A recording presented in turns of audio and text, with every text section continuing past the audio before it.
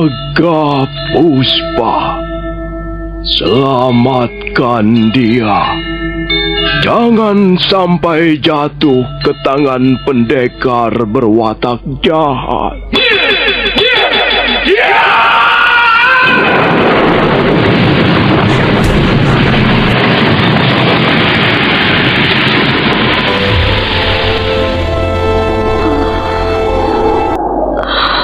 Kakang Kamandanu, kau masih juga tidak percaya bahwa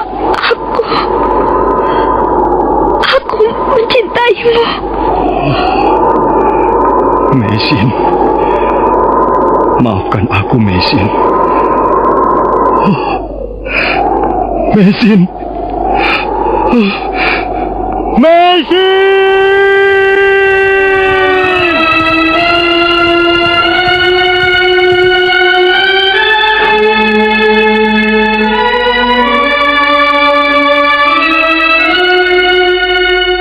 Tutur Tinula.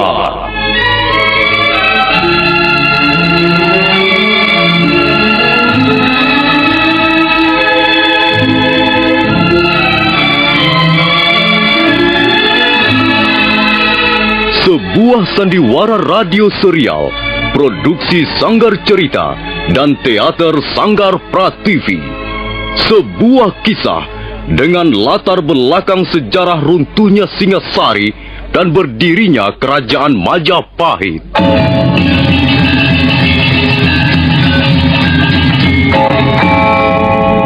Sandiwara ini didukung oleh pemain-pemain radio yang sudah ternama: Ferry Fadli, Ivone Rose, dan Eli Ermawati.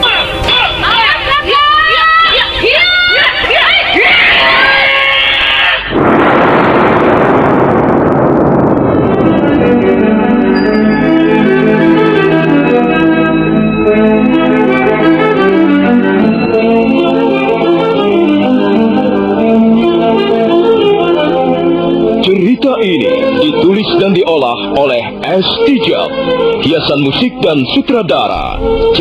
Ispriyonoka. Kali ini mengetengahkan episode ke-13 dengan judul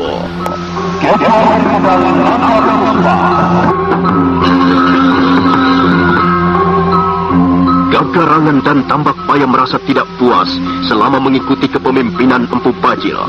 Mereka dulu memang bekas perampok, tapi mereka telah meluruskan jalan hidupnya. Dan hal itu berkat nasihat-nasihat ataupun pengarahan dari Rangka Lawe.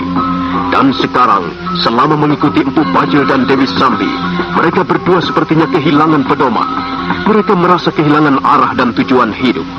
Karena itu mereka bermaksud keluar dari kelompok Empu Bajil. Empu Bajil merasa sangat kecewa dan marah. Dewi Sambi segera bisa menangkap apa yang diinginkan oleh pendekar cebol dari lereng Tengger itu. Aku tahu apa yang kau inginkan, Kakang Bajil. Serahkan saja soal itu padaku. Mereka harus dibinasakan segera. Tentu saja, Kakang. Kalau tidak, mulut mereka bisa mengumbar kata-kata di mana-mana. Dan hal ini bisa membahayakan keselamatan kelompok kita. Cepat, susul mereka, Sambi. Dan ingat, aku tidak ingin melihat mereka meninggalkan Bukit Pendem ini dalam keadaan hidup. Kau tidak perlu membawa kembali mayat Gagarangan dan Tambak Paya. Cukup serahkan saja kepalanya kepadaku. Pekerjaan ini sangat menyenangkan, Kakang Bajil. Aku akan segera kembali dengan menenteng kepala Gagarangan dan Tambak Paya.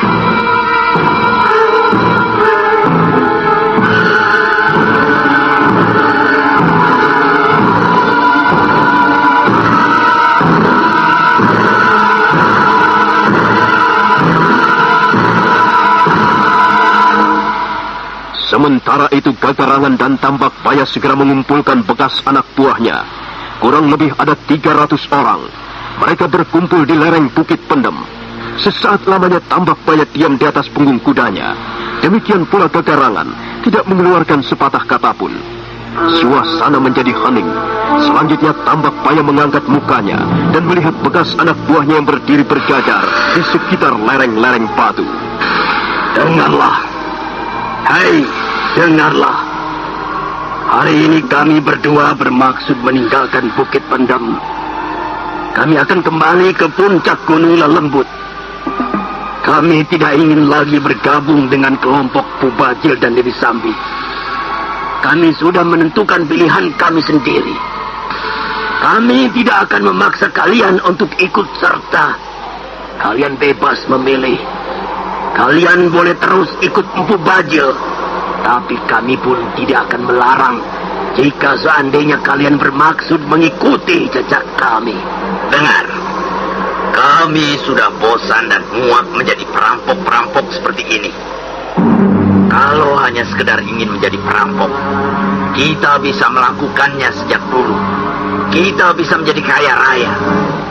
Tapi pekerjaan yang hina itu sudah sekian tahun kita tinggalkan. Mengapa sekarang kita kembali lagi? Mengapa kita harus menjadi perampok-perampok jalanan yang tidak terhormat ini? Apa yang kita cari? Apa yang kita inginkan? Karena itu, kami sudah memutuskan. Kami sudah bertekad bulat untuk keluar dari Bukit Pendem. Sekali lagi ku tegaskan, kalian boleh terus tinggal di sini, atau sebaliknya kalian memilih mengikuti kami. Itu terserah pada pendirian kalian masing-masing. Kami tidak akan memaksa. Tapi, kalau boleh kami menasehatkan, lebih baik tinggalkanlah neraka Bukit Pendem ini. Tempat seperti ini hanya pantas untuk tinggal para demit, setan jalanan, para perampok yang tidak terhormat. Bukit ini adalah bukit neraka. Bukit di mana kita hanya akan menumpuk dosa. Ya, tidak ada yang bisa kita peroleh di bukit ini kecuali noda-noda hitam. Lah, sekarang kami ingin bertanya, dan kalian harus memberikan jawaban yang tegas. Siapa di antara kalian yang mempunyai keinginan sama dengan kami? Siapa di antara kalian yang ingin ikut serta kembali ke Gunung Lelembut?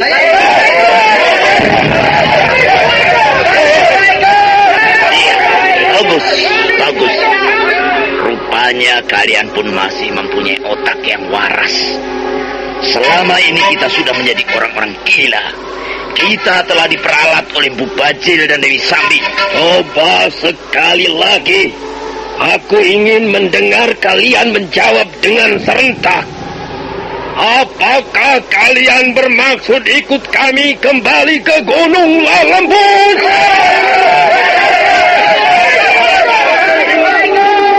Maka demikianlah, orang-orang itu memang sebenarnya adalah sisa-sisa anak buah Tambak Baya dan Gagarangan.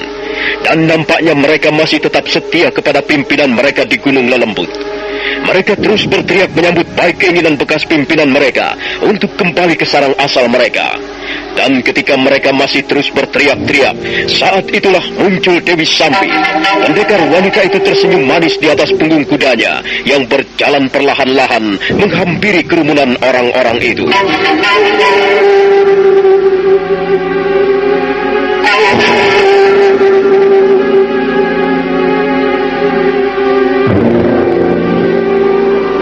Wah, rupanya ada pertemuan penting di sini. Bolehkah aku ikut bergembira bersama kalian? Dewi Sambi, kau tidak perlu berbasa-basi. Dengarlah, hari ini juga kami semua tidak tercecer seorang pun bermaksud kembali ke Gunung Lelembut. Dan tidak seorang pun dapat menghalang-halangi niat kami. Begitu? Apa benar begitu? Iya, benar begitu. Ayo kawan-kawan, kita segera berangkat. Kita tinggalkan neraka jahanam ini. Tunggu dulu. Tidak akan semudah itu kalian bisa pergi dari Bukit Pendem. Apa maksudmu, Dewi Sambi? Apakah kau ditugaskan untuk menghalang-halangi kami? Tidak, Tambak Baya. Kakang Bajil tidak memerintahkan apa-apa kepadaku. Tapi rasanya Kakang Bajil tidak akan setuju kalau kalian berdua pergi dengan membawa mereka semuanya. Kami tidak memaksa mereka. Mereka sendirilah yang ingin ikut menyertai kami. Itu tidak jadi soal. Apakah mereka kalian paksa ataukah itu merupakan keinginan mereka sendiri? Tidak jadi soal. Yang penting Kalian boleh pergi dari Bukit Pendem ini. Hanya berdua saja, Tambak Baya dan Gagarangan. Sedangkan yang lain, semuanya tetap harus tinggal di sini.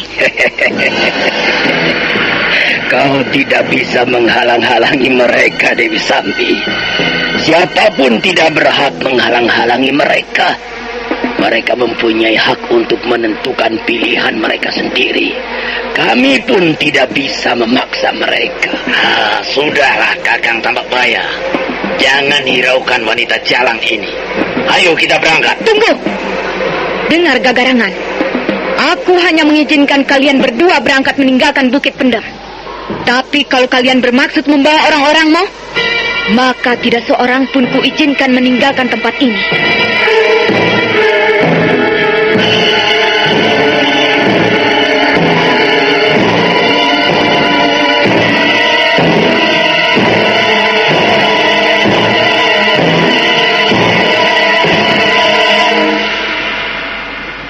Selesai berkata, Dewi Sambi segera turun perlahan-lahan dari punggung kudanya.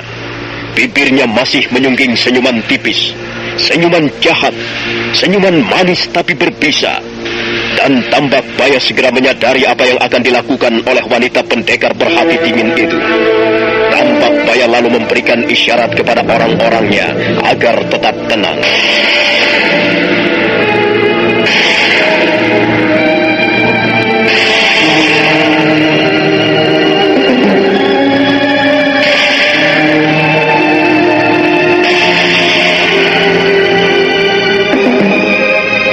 Jadi kau bermaksud menghalang-halangi kami, Dewi Sambi? Sambi? Lebih dari itu, Tambak Baya. Aku bukan hanya menghalang-halangi kalian untuk meninggalkan Bukit Pendem. Tapi, aku akan membinasakan kalian berdua. Kurang ajar. Tenang Gagarangan, tenanglah. Apakah itu keinginan Putong Bajil? Iya, keinginan Kakang Bajil. Tapi keinginanku juga. Ayo, kita sikat saja Kakang Tambak Baya. Apa perlunya kita takut pada wanita jahanam ini? Rupanya kau sudah tidak sabar lagi menjadi manusia, Gagarangan. Nah, majulah. Dan kau akan mendapat giliran yang pertama. Tunggu. Dengar, Dewi Sambi. Kalau memang kau bermaksud membinasakan kami pun tidak akan tinggal diam. Tapi ingat, mereka, anak buahku itu sama sekali tidak bersalah. Jangan kau ganggu mereka. Biarlah urusan ini menjadi tanggung jawab kami berdua saja. Hei teman-teman, kalian tidak perlu takut. Kalian tidak perlu gentar. Kalian tenang-tenang saja berdiri di situ. Nah, Dewi Sambi, lakukanlah apa yang hendak kau lakukan.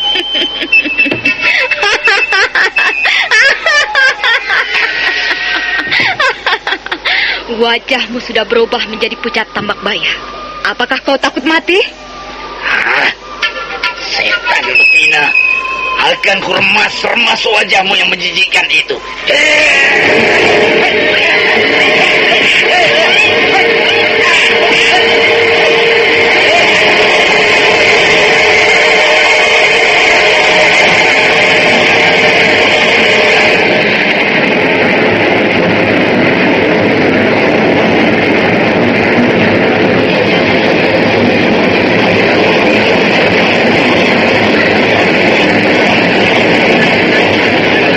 Gagarangan menyerbu dengan garang.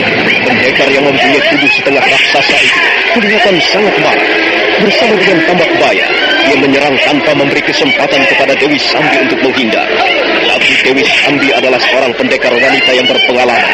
Maka serangan dua orang lawannya itu sama sekali tidak mengganggu kewaspadaannya. Dia segera melompat ke kiri dan ke kanan dengan lincah. Tapi seketika pertarungan berhenti karena tiba-tiba Empu Bajil datang menghambur.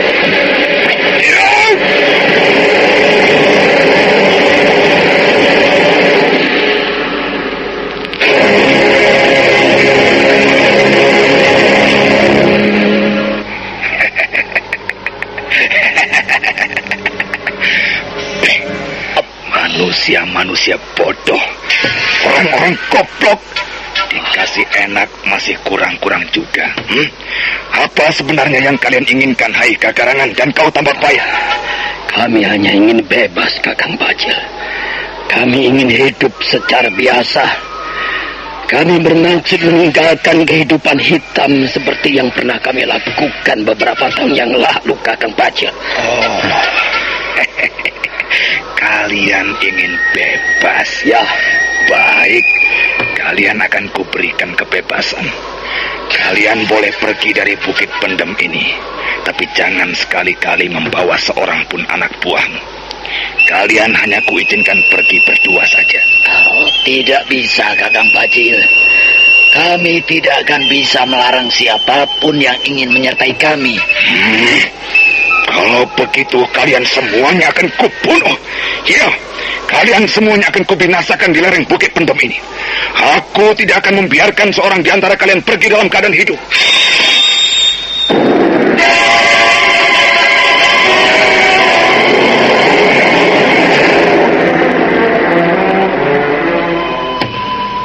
Kagarangan dan Tambak Baya menjadi geragapan sesaat lamanya.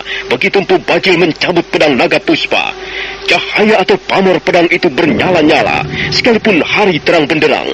Empu Bajil berdiri tegak di atas sebongkah batu, sementara tangan kanannya menggenggam pedang naga puspa.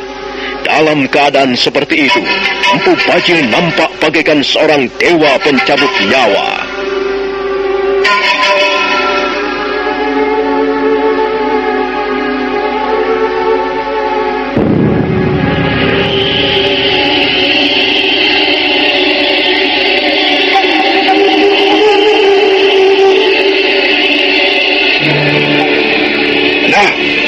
Siapa yang bermaksud meninggalkan Bukit Pendem ini akan pergi tanpa kepalanya.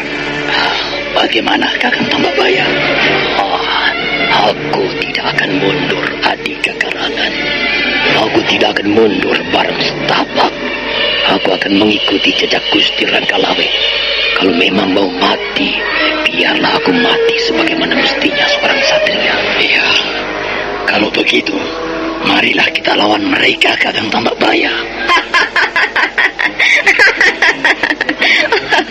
Apa yang kalian rundingkan sambil berbisik-bisik itu, ha? Dasar manusia-manusia setengah tikus, manusia-manusia pengecut. Ayo, apalagi yang kalian tunggu? Mampus kau perempuan jahanam.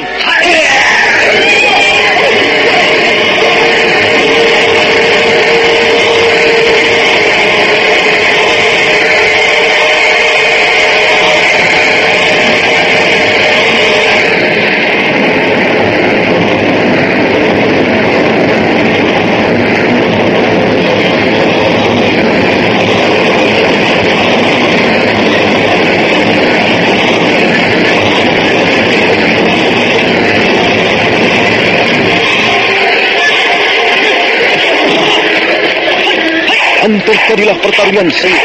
Kagarangan serta Tambak Baya berusaha untuk mempertahankan diri dari gempuran-gempuran Dewi Sambi dan Empu Bajil. Dengan kemampuan ilmu kanuragan mereka sebenarnya ada beberapa tingkat di bawah dua orang lawannya. Tapi karena mereka bertarung dengan mati-matian, dengan seluruh semangat yang ada, akibatnya hal itu cukup merepotkan Dewi Sambi dan Empu Bajil.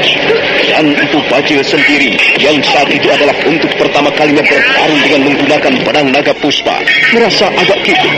Dia harus bertarung sambil berusaha melawan arus kekuatan pedang yang semakin menghisap tenaganya. Tapi pada suatu ketika, dia memperoleh kesempatan yang sangat bagus. Ketika itu Tambak Baya baru saja menginjakkan kakinya di atas sebongkah batu, dan dia belum lagi bersiap siaga menghadapi serangan. Pada saat itulah Empu Bajil menyergap. Dia berteriak dan menyergap sambil membabatkan mata pedang naga puspa.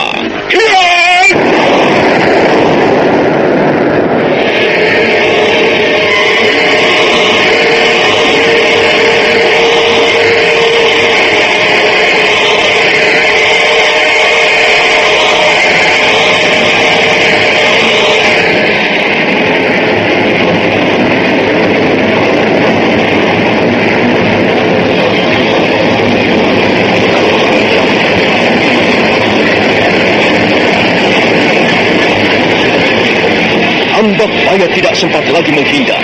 Tubuhnya segera terbelah Darah kehitam-hitaman mengucur dari dadanya yang hampir terbabat putus. Dan tanpa berteriak lagi, Tambak Baya roboh ke atas sebongkah batu. Melihat temannya binasa, Gagarangan segera melompat ke atas punggung kuda. Dan selanjutnya dia memacu kudanya sekencang-kencangnya.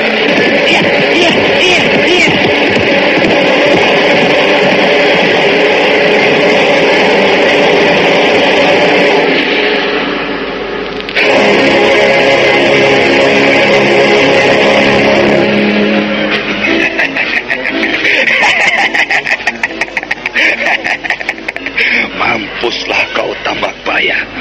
Tapi sudah sepantasnya kau bergembira dan bersyukur, karena kau menjadi orang yang terhormat dengan menyerahkan nyawamu kepada Empu Bajil. Dan untuk pertama kali inilah aku membunuh manusia dengan pedang ini. Dan korban-korban berikutnya pasti akan segera bermunculan. Bagaimana dengan orang-orang itu, Kakang Bajil? Sabar, Sambi. Sabarlah. Biar ku masukkan dulu senjataku ini ke dalam warangkanya. Bagaimana, Sambi? Apa yang kau katakan tadi? Bagaimana dengan orang-orang itu, Kakang? Maksudmu bagaimana dengan tikus-tikus itu? Iya. Tentu saja mereka akan segera kita adili. Bukankah demikian, kawan-kawan? Kalian tidak perlu merasa takut. Aku pasti akan berlaku adil kepada kalian. Nah, ayo berkumpul. Semuanya berkumpul. Sini, ayo sini. Semuanya jongkok di depanku. Jongkok! Semuanya jongkok di depan Kakang Bajil. Semuanya harus memberikan hormat kepada pimpinanmu. Ayo jongkok. Tidak ada yang boleh berdiri. Sekarang aku akan membuat kalian menjadi kapok. Kalian sudah bermaksud mengkhianati aku. Karena itu kalian harus diberikan contoh. Nah, ayo kau maju ke depan sini. Ayo maju. Pimpinanmu menyuruh kau maju di depan sana. Ayo cepat, cepat. Salah seorang bekas anak buah Tambak Baya dengan ketakutan maju ke depan. Dia menggeser jongkoknya semakin mendekati Empu Bajil yang berdiri dengan tegar. Tiba-tiba wajah Empu Bajil berubah menjadi tegang.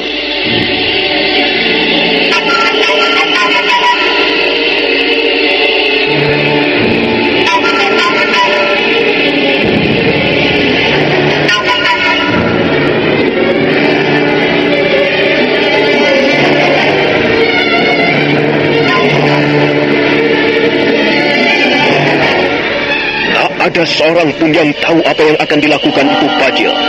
Pendekar cebol itu hanya mundur beberapa langkah, kemudian mengibas-ibaskan kedua belah lengannya. Wajahnya tetap tegang, urat-urat lehernya bermunculan, dan tubuhnya bergetar. Nah, saudara pendengar, bagaimanakah kisah selanjutnya? Silakan menunggu seri berikutnya. Sampai jumpa.